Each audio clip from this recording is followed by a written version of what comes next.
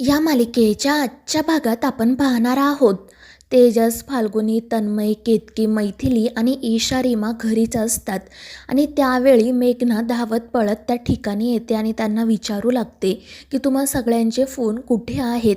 Shekhar sir आणि अद्वैत sir कधीपासून तुम्हाला कॉल करतायत पण तुमचा कोणाचाही फोन लागला नाही. त्यामुळे त्यांनी मला इथे पाठवले तुम्हाला एक महत्त्वाचा निरोप देण्यासाठी. तर तेजस तिला विचारतो की नक्की काय झाले मेघना आणि तू इथे कशी. तर मेघना म्हणत असते की शेखर सरांनी आणि अद्वैत सरांनी सांगितले की तुम्ही लवकरात लवकर या घरातून बाहेर पडा कारण या घरात तुमच्या जीवाला धोका आहे. आणि ते ऐकून त्या सगळ्यांनाच आश्चर्य वाटतं. कोणाचाही या गोष्टीवर विश्वास बसत नाही. केतकी म्हणत असते की हे कसं शक्य आहे. नेत्राने तर सांगितले की घरात देवी आईचा वास आहे त्यामुळे घरात कोणताही धोका नाही. आणि ते ऐकून मेघना घाबरते पण तरीसुद्धा ती नाटक करत म्हणत असते की मला शेखर सर आणि अद्वैत सरांनीच इथे पाठवले. तुम्ही प्लीज लवकरात लवकर घरातून बाहेर पडा बाकी मला काही माहिती नाही. आणि ते ऐकून मग तेजस अद्वैतला कॉल करायचं ठरवतो. तो अद्वैतला कॉल करतो मात्र शतग्रीवच तेजससोबत बोलत असतो. तो अद्वैतचा आवाज काढून तेजसला सांगतो की मेघना जसं सांगते तसं करा. घरात तुम्हा सगळ्यांच्या जीवाला धोका आहे त्यामुळे तुम्ही लवकरात लवकर घरातून बाहेर पडा. तर दुसरीकडे मैथिलीसुद्धा नेत्राला कॉल करते. तर शतग्रीव नेत्राचाच आवाज काढून मैथिलीसोबत बोलतो आणि तिला देखील घरातून लवकरात लवकर बाहेर पडायला सांगतो. मात्र तरीही फाल्गुनी आणि केतकीला प्रश्न पडतो की घरात देव्याईचा वास असताना आपण बाहेर का पडायचं. मात्र दुसरा मग काही उपाय नसल्यामुळे ते त्या मेघनासोबत ताबडतोब सगळे घरातून बाहेर पडतात. त्यानंतर मेघना त्यांना एके ठिकाणी घेऊन जाते आणि म्हणते की अद्वैत सरांनी तुम्हाला इथेच थांबायला सांगितलं आहे कारण ही जागा सेफ आहे. मात्र ते गोडाऊन बघून तेजस म्हणतो की अद्वैतने इथे का थांबायला सांगितलंय आणि मुळात मला हे कळत नाहीये की त्याने तुला का सांगितलं. तर मेघना म्हणत असते की ते तर मलाही माहीत नाही. त्यांनी फक्त मला जे काम सांगितलं ते मी तुम्हाला सांगते. आणि ते ऐकून सगळेच जण काळजीत पडतात. काय करावं कोणालाही काही सुचत नाही. तेजस म्हणत असतो की थांब मी पुन्हा एकदा अद्वैतला कॉल करतो. मात्र मेघना म्हणते की तुम्हाला जे काही करायचं आहे ना ते आतमध्ये गेल्यावर करा. प्लीज आधी तुम्ही सगळेजण आतमध्ये चाला. बाहेर तुमच्या जीवाला धोका आहे. आणि ती सगळ्यांना घेऊन त्या फॅक्टरीमध्ये जाते. आणि जेव्हा ते सगळेजण आत जातात तेव्हा अचानक दरवाजा बंद होतो. शटरही बंद होते आणि त्यामुळे ते सगळेच जण खूप घाबरलेले असतात.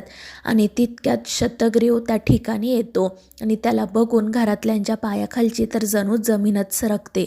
सर्वच जण खूप घाबरलेले असतात. तर शतग्रीव देखील रागातच त्यांच्याकडे बघत असतो. आणि त्यानंतर रीमा सगळ्यांना सांगते की हा तोच माणूस आहे जो माझ्या शाळेबाहेर आईस्क्रीम विकायला यायचा. आणि त्यावर तेजस म्हणतो की बाळा हाच आहे तो शतग्रीव.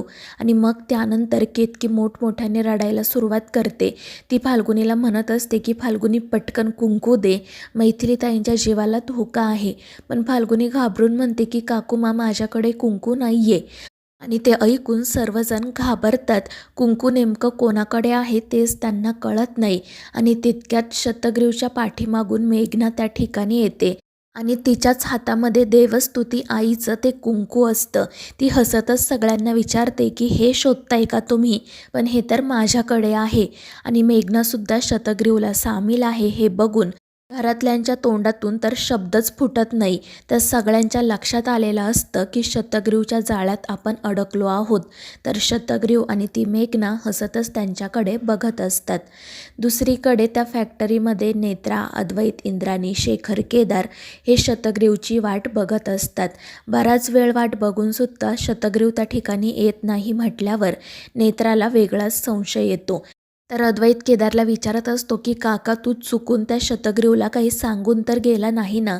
तर केदार म्हणत असतो की नाही रे अद्वैत असं कसं मी त्याला काही सांगेल. मी फक्त त्याला इतकंच म्हटलं होतं की आपण ज्या ठिकाणी रोज भेटतो त्या ठिकाणी मला तुझ्याशी महत्त्वाचं बोलायचं आहे. आणि त्यावर नेत्रा म्हणते की तो अजूनही इथे आला नाही म्हणजे नक्कीच यापुढे सुद्धा येणार नाही. काहीतरी गडबड आहे. तर इंद्राणी म्हणत असते की हो नेत्रा, मला सुद्धा तीच शंका वाटते. आणि मग ते सगळेजण ताबडतोब घरी जायचं ठरवतात. तर दुसरीकडे शतग्रीव मैथिलीकडे बघत म्हणत असतो की खूप प्रतीक्षा करायला लावली तुम्हाला. 7.5 वर्ष मी या क्षणासाठी थांबलो होतो, पण आता नाही. आणि मग तो मैथिलीला त्याच्या समोर यायला सांगतो. पण तेजस म्हणत असतो की मावशी, तू पुढे येऊ नको, तू आहे तिथेच थांब. मात्र मैथिली काही ऐकत नाही. घरातील सगळेजण तिला विनवणी करत असतात. मात्र मैथिली नाईलाजाने शतग्रीवच्या समोर जाते. घरातील सगळेजण तिला थांबवण्याचा, अडवण्याचा प्रयत्न करत असतात. रडत तिच्याकडे विनवणी करत असतात. मात्र मैथिली त्या सगळ्यांसाठी शतग्रीवच्या समोर जायचं ठरवते. मात्र तरीही तेजस आणि तन्मय तिला अडवतात आणि स्वतः शतग्रीवला सामोरे जातात. पण शतग्रीव त्यांना धक्का देऊन खाली पाडतो. त्यामुळे मग फाल्गुनी आणि केतकी शतग्रीव समोर जातात. मात्र शतग्रीव त्या दोघींनासुद्धा दूर ढकलून देतो. आणि ते बघून मेघना घाबरलेली असते, पण तिला अजूनही कळत नाही की हा बंटी म्हणजे एक राक्षस आहे, माणूस नाही. आणि मग त्यानंतर कोणाला काही कळण्याच्या आतच शतग्रीव रीमाला पकडतो आणि ते बघून सगळेजण खूप घाबरतात, मोठमोठ्याने ओरडू लागतात, रडू लागतात आणि शतग्रीवला रीमाला सोडण्याची विनंती करतात. मात्र शतग्रीव मैथिलीला म्हणत असतो की जर तू स्वतःचा जीव घेतला ना तरच मी रीमाला सोडेल, नाहीतर मी हिला सोडणार नाही. जर ही जिवंत राहायला हवी असेल तर तुला मरायला हवं. आणि ते ऐकून मैथिली म्हणते की ठीक आहे, मी मरायला तयार आहे, पण तू प्लीज रीमाला काही करू नको, तिला सोडून दे. तर दुसरीकडे ईशासुद्धा खूप घाबरलेली असते. फाल्गुनी आणि तेजस कसेबसे तिला सावरत असतात. तर तन्मय आणि केतकीची सुद्धा वेगळी काही अवस्था नसते. आणि मग त्यानंतर ती मेघना तिच्या बॅगमधून बंदूक बाहेर काढते आणि शतग्रीवला देत म्हणते की हे घे आणि मारून टाक तिला. तर तो रागातच म्हणतो की जर हे मी करू शकत असलो तर मग मी इथे तुझी मदत कशाला घेतली असती, तू मारून टाक तिला. आणि ते ऐकून मेघना घाबरून म्हणते की नाही नाही, मी खून वगैरे करणार नाही. आणि ते ऐकून मैथिली तेजसकडे आणि फाल्गुनीकडे जात म्हणते की तुम्ही मला मारून टाका, जर मी मेले तर तुम्ही सगळेजण सुखरूप राहाल. मात्र कोणीही मैथिलीला मारण्यासाठी तयार होत नाही.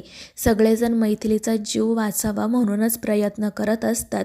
मात्र मैथिली म्हणत असते की केतकी आठव, माझा चेहरा रुपालीसारखा आहे, रुपालीमुळे तुला तुझा संसार करता आला नाही, प्लीज मला मारून टाक. त्यानंतर ते फाल्गुनीसमोरही हात जोडून म्हणते की फाल्गुनी आठव ना, रुपालीने तुझ्या बाळाला मारलं होतं ना, बघ मी रुपालीसारखीच दिसते, मग मला मारून टाक. मात्र कोणीही मैथिलीला मारून टाकायला तयार होत नाही. सगळेजण तिला विनवणी करत असतात की मावशी प्लीज तुम्ही असा निर्णय घेऊ नका. मात्र रीमासाठी मैथिली स्वतःच जीव देण्याचं ठरवते. दुसरीकडे नेत्रा, अद्वैत, इंद्राणी, शेखर, केदार सगळेजण घरी येतात. मात्र घरात कोणीही नाही हे बघून त्यांना आश्चर्य वाटते. ते घरभर त्यांचा शोध घेतात, मात्र घरात त्यांना कोणीही दिसत नाही. त्यामुळे ते सगळेजण घाबरतात.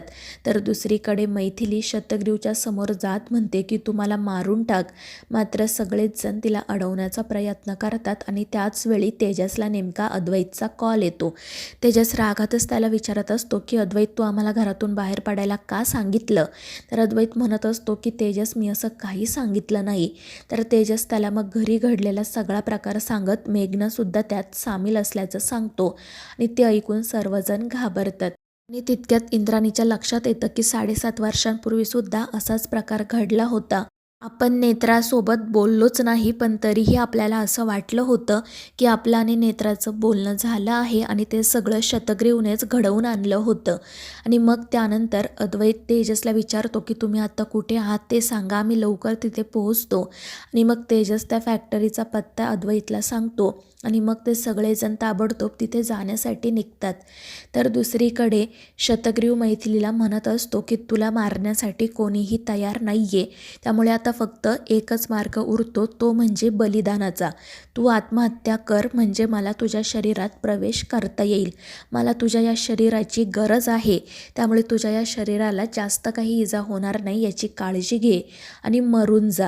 आणि ते ऐकून घरातील सगळेजण रडतच मैथिलीला विनंती करतात की मावशी प्लीज तुम्ही असं करू नका. मात्र रीमाचा जीव धोक्यात असतो, त्यामुळे मैथिली आत्महत्या करण्याचा निर्णय घेते.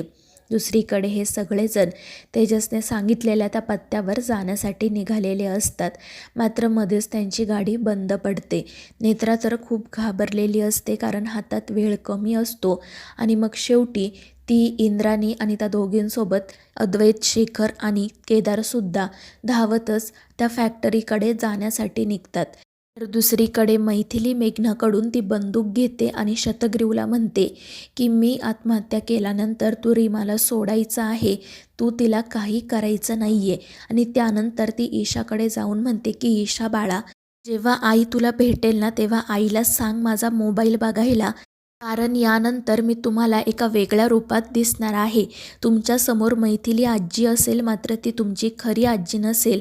पण एक गोष्ट लक्षात ठेवा की माझं खरंच तुम्हा सगळ्यांवर खूप प्रेम आहे.